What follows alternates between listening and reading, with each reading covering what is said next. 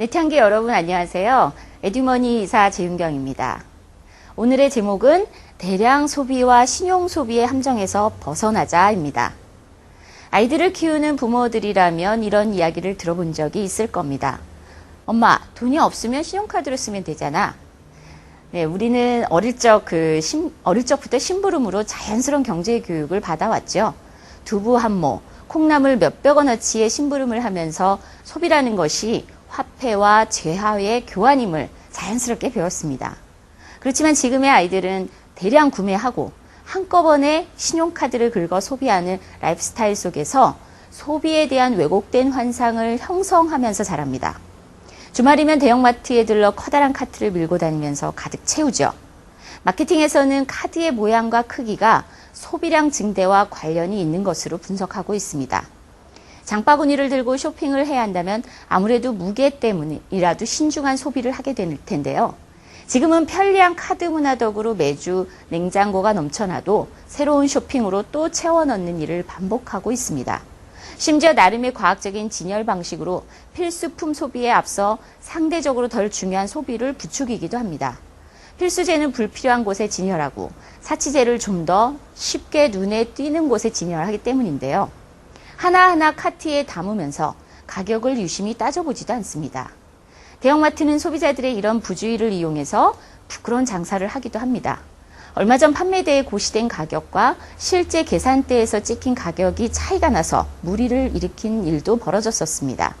아마도 꼼꼼한 소비자의 지적이 아니었다면 모두가 속아 넘어가지 않았을까 싶습니다.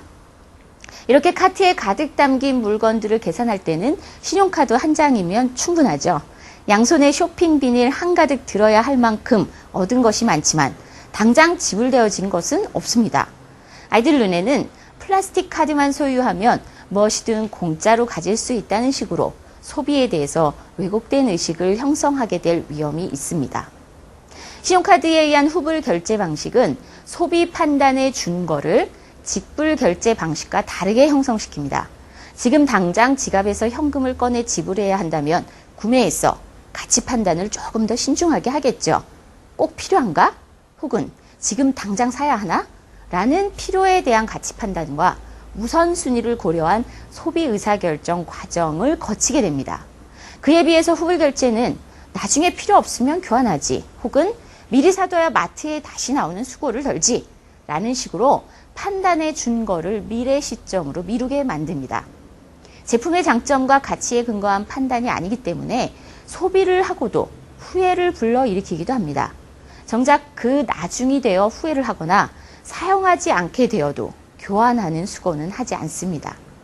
재래시장에서 장을 보는 것은 이런 대량 소비와 신용 소비의 함정에서 벗어나게 도와줍니다. 우선 개별 구매와 소량 소비를 하게 되죠.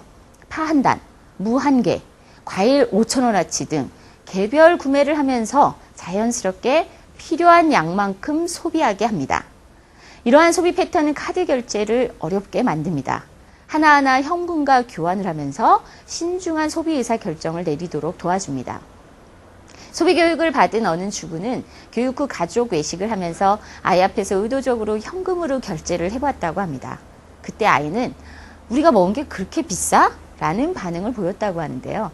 카드를 쓸 때는 그보다 더 비싼 결제 앞에서도 전혀 반응이 없었던 것과 대조적이었다고 합니다. 지금껏 아이는 플라스틱이 공짜의 마법을 부리는 것으로 여긴 것이 분명합니다. 대량 소비와 신용 소비의 함정, 반드시 벗어나야 되지 않을까 싶습니다. 고맙습니다.